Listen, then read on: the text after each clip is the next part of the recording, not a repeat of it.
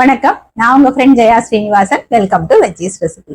இன்னைக்கு நம்ம veggies recipe கிச்சன்ல ட்ரெடிஷ்னல் ரெசிபியான கத்திரிக்காய் போட்டு பொடி குழம்பு பண்ண போறோம். ஃப்ரெஷ்ஷா வறுத்தரைச்சி பொடி போட்டு பண்றதுனால இந்த குழம்போட டேஸ்ட் ரொம்ப நல்லா இருக்கும். இது சூடான சாதத்துல நல்லெண்ணெய் விட்டு பிரசஞ்சி சாப்பிட்டாலும் சூப்பரா இருக்கும்.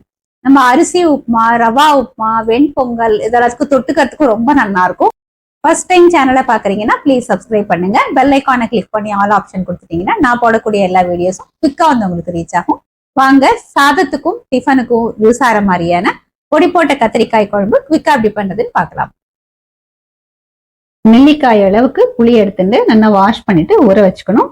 அதுக்கப்புறம் நம்ம புளி ஜலம் கரைச்சி எடுத்துக்கலாம். ஸ்டவ்ல ஒரு கடாயை வச்சுட்டு 2 டேபிள் ஸ்பூன் நல்லெண்ணெய் விட்டுக்கலாம். எண்ணெய் சூடானதும் 1 டீஸ்பூன் கடுகு, 1/4 டீஸ்பூன் வெந்தயம், 1 காஞ்ச மிளகா, 1/4 டீஸ்பூன் பெருங்காயம், கொஞ்சம் கருவேப்பிலை, 2 கத்திரிக்காய் இது போல கட் பண்ணி வச்சிருக்கேன், இதை சேர்த்துக்கலாம். 1/4 டீஸ்பூன் மஞ்சள் பொடி. கொஞ்சம் நல்லா வதக்கி விட்டுப்போம். கத்திரிக்காய்க்கு பதிலாக நம்ம பரங்கிக்காய், பாவக்காய், முருங்கைக்காய், நம்ம வத்த குழம்புக்கு சேர்ப்போம் இல்லையா, எந்த காய்கறி வேணாலும் நம்ம சேர்த்துக்கலாம். கத்திரிக்காய் நல்லா வதங்கி எடுத்து நம்ம கரைச்சி வச்சிருக்கிற புளிஜலத்தை விட்டுடுவோம். தேவையான அளவுக்கு உப்பு சேர்த்துக்கலாம். புளிஜலம் பச்சை வாசனை போக நல்லா கொதிக்கட்டும். அதுக்குள்ள நமக்கு இதுக்கு தேவையான பொடி இருக்கு இல்லையா, அதுக்கு வறுத்துக்கலாம்.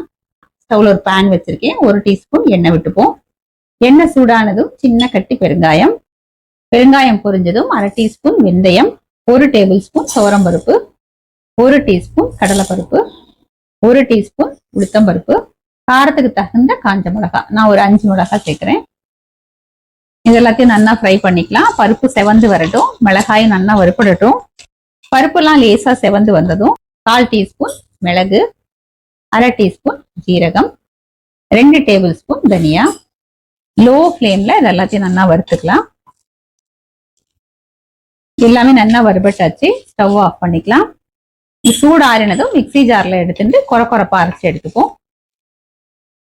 புளிஜலம் பச்சை வாசனை போக நல்லா கொதிச்செடுத்து நம்ம வறுத்ததை இதை போல கொரப்பா நான் பொடி பண்ணியிருக்கேன். இந்த பொடியை நம்ம சேர்த்துடலாம். இதோட 1 டீஸ்பூன் வெல்லம், இதெல்லாத்தையும் சேர்த்து நல்லா மிக்ஸ் பண்ணிப்போம். இதெல்லாம் சேர்ந்து ஒரு 5 நிமிஷத்துக்கு நல்லா கொதிக்கட்டும். குழம்பு பாருங்க நல்லா கொதிச்செடுத்து கன்சிஸ்டன்சி வந்து இது போல இருக்கு. இன்னும் திக்கா வேணும் அப்படின்னா ஒரு 2 நிமிஷம் நம்ம கொதிக்க வச்சா திக்காயிடும். இது போல இருந்தது அப்படின்னா நம்ம சாதத்துக்கு பசஞ்சிக்கிறதுக்கும் நல்லா இருக்கும். அரிசி உப்புமா, ரவா உப்புமா, வெண்பொங்கல் இதெல்லாத்துக்கும் தொட்டுக்கிறதுக்குமே பிரமாதமா இருக்கும். இதுல கொஞ்சமா கருவேப்பிலை, 1 டீஸ்பூன் அளவுக்கு நல்லெண்ணெய். ஸ்டவ் ஆஃப் பண்ணிட்டு மூடியை போட்டு மூடிடலாம். ஒரு 5 நிமிஷம் கழிச்சு நம்ம சர்விங் பவுலுக்கு மாத்திக்கலாம்.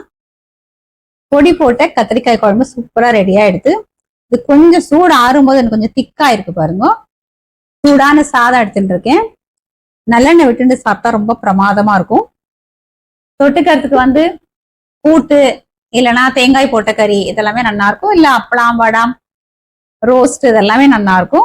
இந்த பொடி போட்ட கத்திரிக்காய் குழம்பு இந்த சாதத்துல விட்டுன்னு நம்ம டேஸ்ட் பண்ணி பார்க்கலாம். கத்திரிக்காய் அப்படியே சாஃப்டா வெந்து ரொம்ப பிரமாதமா இருக்கு.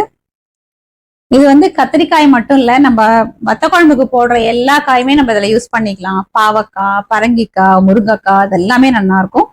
சுண்டைக்காய் வத்தல், மணத்தக்காளி வத்தல் போட்டு பண்ணாலுமே நல்லா இருக்கும். இந்த குழம்புல போட்டுக்க அந்த கத்திரிக்காயோட இந்த பொடி போட்ட கத்திரிக்காய் குழம்பு நம்ம டேஸ்ட் பண்ணி பார்க்கலாம். அட்டகாசமா இருக்கு. உப்பு, புளிப்பு, காரம் எல்லாமே கரெக்டா இருக்கு. நம்ம ஃப்ரெஷ்ஷா வறுத்தரைச்சி பொடி போட்டு பண்ணிருக்கிறதுனால அதோட ஃபிளேவர் வந்து ரொம்பவே பிரமாதமா இருக்கு. வத்த குழம்பு வந்து எப்பவுமே நம்ம சாம்பார் பொடி போட்டு பண்ணுவோம், இல்லைன்னா வத்த குழம்பு பொடி போட்டு பண்ணுவோம். இதை வந்து வறுத்து அரைச்சிருக்கோம் இல்லையா, இது வந்து டேஸ்ட் வந்து டிஃபரெண்டா இருக்கும். இது வந்து வத்த குழம்பு மாதிரிதானே அப்படின்னு தோணலாம். நம்ம வத்த குழம்புக்கு வெறும் சாம்பார் பொடி போட்டு பண்ணா ஒரு டேஸ்ட் இருக்கும்.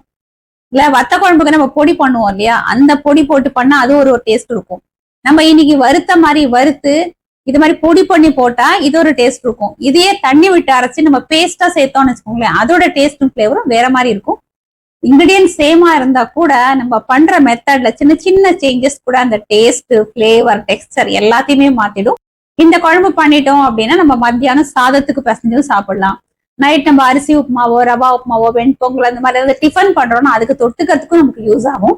இந்த குழம்பு பண்ணிட்டோம்னா ஃப்ரிட்ஜ்ல வைக்காமயே வெளியில இருந்தா கூட 2ல இருந்து 3 நாள் வரைக்கும் நல்லா இருக்கும். இதே மாதிரி இதே மெத்தட்ல இதே அளவுகளோட இந்த பொடி போட்ட கத்திரிக்காய் குழம்பு நீங்க கத்திரிக்காய் போட்டும் பண்ணிக்கலாம், இல்ல உங்களுக்கு பிடிச்ச வேற காய் போட்டு கூட நம்ம பண்ணலாம். நீங்க கண்டிப்பா ட்ரை பண்ணி பாருங்க, செம்ம டேஸ்டா இருக்கும். ட்ரை பண்ணி பார்த்துட்டு எப்படி வந்ததுன்னு கமெண்ட்ல சொல்லுங்க. லைக் பண்ணுங்க, உங்க ஃப்ரெண்ட்ஸ் அண்ட் ஃபேமிலியோட ஷேர் பண்ணுங்க. இன்னொரு புது ரெசிபியோட நாளைக்கு நான் உங்களை மீட் பண்றேன். தேங்க்ஸ் ஃபார் வாட்சிங்.